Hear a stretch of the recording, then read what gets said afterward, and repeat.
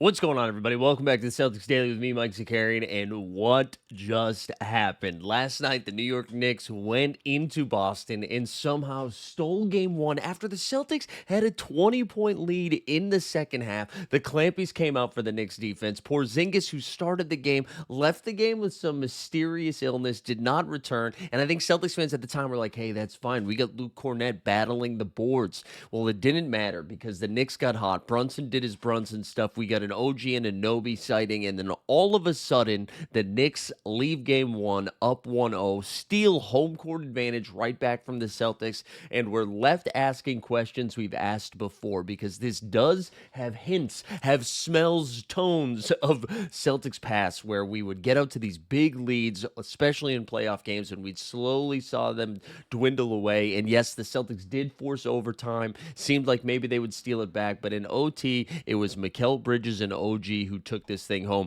Let's go over just some of the stats from last night's game. We saw OG Anunoby go 6 for 11 from three. That gave him 29 points. Karl Anthony Towns was MIA. If you just looked at Karl Anthony Towns' stat line, you would have said, hey, Celtics, easy W. Well, that was not the case, as Towns ends up with 14 and 13, but he was in foul trouble. He only played 31 minutes, which for a coach Tom Thibodeau's team is like playing 9 minutes in a game. However, Cat did have a huge tip in the overtime where he kind of just jumped over the defender, put it back in off the glass and in, and kind of helped secure the W. Brunson himself did not have a good shooting night, but did get hot in the third and fourth quarter. He finished the game with 29 points. He knocked down 5 triples. They also got 11 Miles McBride points off the bench, and Josh Hart did Josh Hart stuff where he had 14 and 11. On the Celtics, Tatum had 23 and 16. Looks okay. We'll talk about it more in a second. Jaylen Brown had 23, 7, and 5. He looked spry. That looked okay. Derek White had 19 and 11. They even got 13 Peyton Pritchard points. As I mentioned, Porzingis only played 13 minutes. That ended up being a pretty big deal. But congrats to the Knicks who steal game one.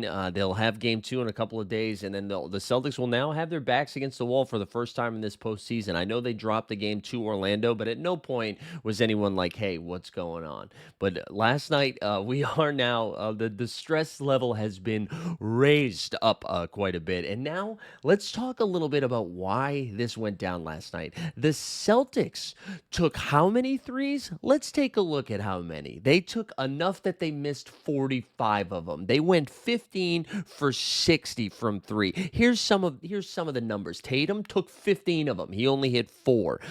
Drew Holiday took 7. He only hit 2. Derek White 5 for 16. Jaylen Brown 1 for 10. You had Sammy Hauser, who he got hurt as well in this game as he rolled an ankle. He went 0 for 2.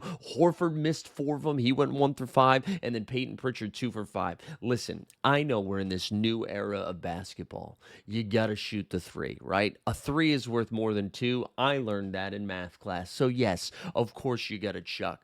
When you were 15 for 60, or at the time 15 for 50, maybe, I don't know, we call a timeout. Mazzulla says some weird quotes from a chess guy that he met in the jungle last year, and you drive to the rack. Jason Tatum, man, I know, listen, OG Anunoby, we rattled off some stats yesterday about how he's a solid defender. At some point, you got to attack. There was a stretch there in the fourth quarter where the Celtics had a chance to just rip this game back, where instead of talking about this big breakdown, we would have been like, actually, you know what? We had him right where we wanted him the whole time.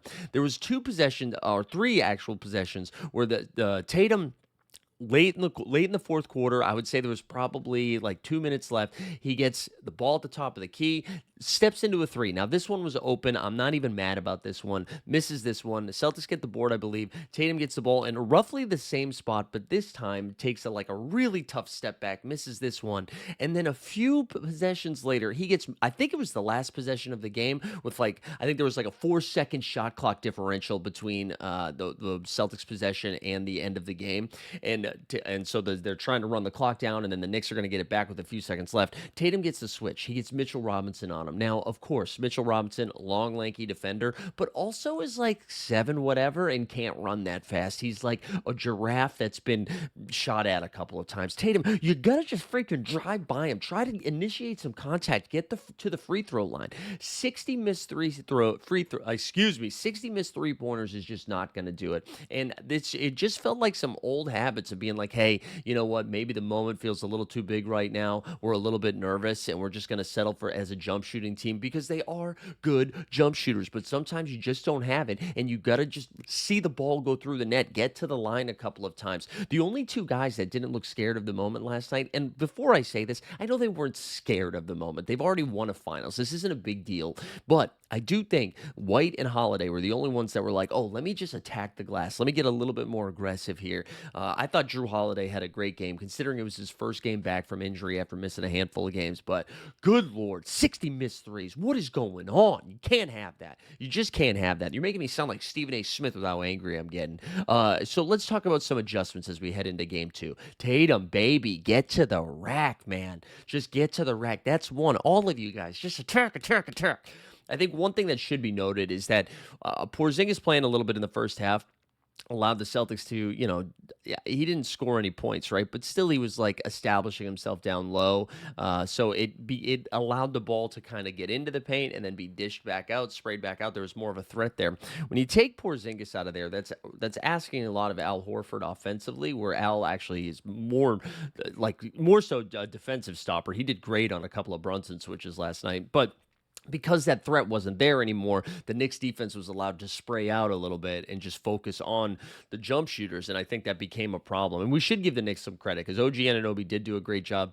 Mikal Bridges, who we haven't talked about a lot, he had only 8 points in this game, but man, he had a massive overtime. Ends up, his final line is 8.7 assists, 6 rebounds, 3 steals, and 2 blocks. But with the Celtics down 3 and a couple of seconds left, drawn up an inbound play.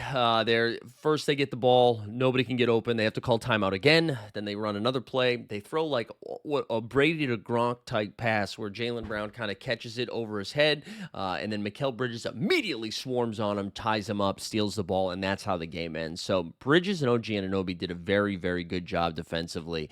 Look at some of these minutes. Bridges played 51 minutes, OG 46, Hart 45, and Brunson 44. So just incredible stuff from them. But if you're the Celtics heading into Game 3, you have to attack a little bit more. And listen, you want to do some glass half full? I've been pretty angry. They're not going to miss 45 three-pointers again. It's literally the only time it's happened in NBA history. I don't see them doing it again. Porzingis, listen, I don't know what you need. Pepto-Bismol, I don't know what you were sick with. We couldn't inject him with some Dayquil and get him back out there for the second half. Hopefully that's not a serious injury. So again, let's say glass half full. He's got his tummy rubbed. He's feeling a little bit better for Game 2. Jaylen Brown does look a little bit healthier. I know he mentioned that before Game 1, and we were like, okay, yeah, sure, let's see it. And Drew Holiday looks fine. So all of that is good news. I also think, listen, we said this in previous videos, Celtics in 5, right? Here's your big brain take. Ready? Lean in a little bit. You can't win in 5 if you don't lose 1. A lot of people haven't been talking about that math, and I think that's some pretty good math.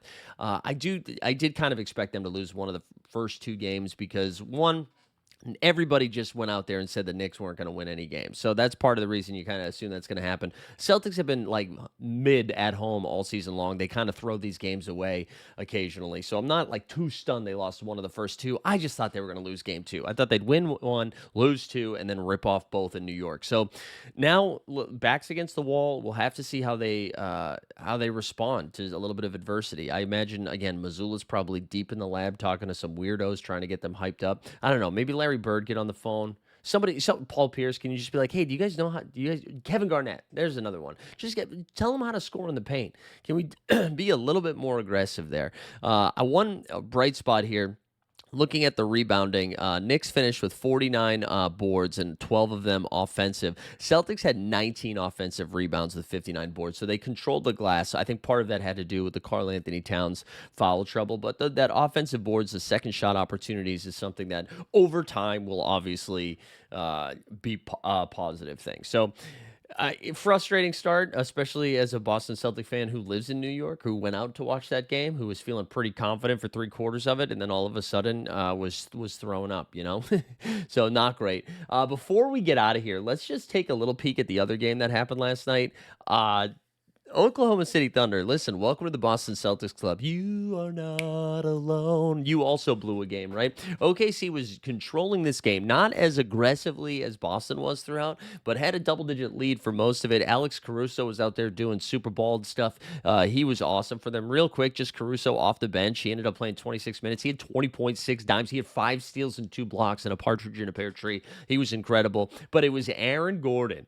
The Aaron Gordon hits Russ actually. Revenge Russ night continues. Russell, after Chet Holmgren bricks 2 free throws, up one with just a little bit of, or up one with just like 10 seconds left, bricks 2 free throws. They corral the board. Russ starts running, finds Aaron Gordon in the corner. Aaron Gordon hits his second game-winning shot of this postseason, and this is Jokic's stat line: 42 points, 22 boards, 6 dimes. Unbelievable. Now, I'd have more fun talking about how this flipped the series on its head. However, the Celtics did the same thing, so we can't get too freaky deaky about it. Just one game at a time. My head's still spinning as Boston somehow lost game one after having a 20-point lead, but that's just what it's like being a Celtics fan sometimes. Game two, just a couple days away. You go out and you beat the pants off of them in game two, and then all of a sudden this all goes away. But the pressure's up now, so come on, Tatum, just drive to the rim. But anyways, that's going to do it for today's Celtics Daily. Appreciate you guys tuning in. Do me a favor before you get out of here. Smash the subscribe, hit the notification bell, and we'll see you next time. Hopefully talking about a Celtics win.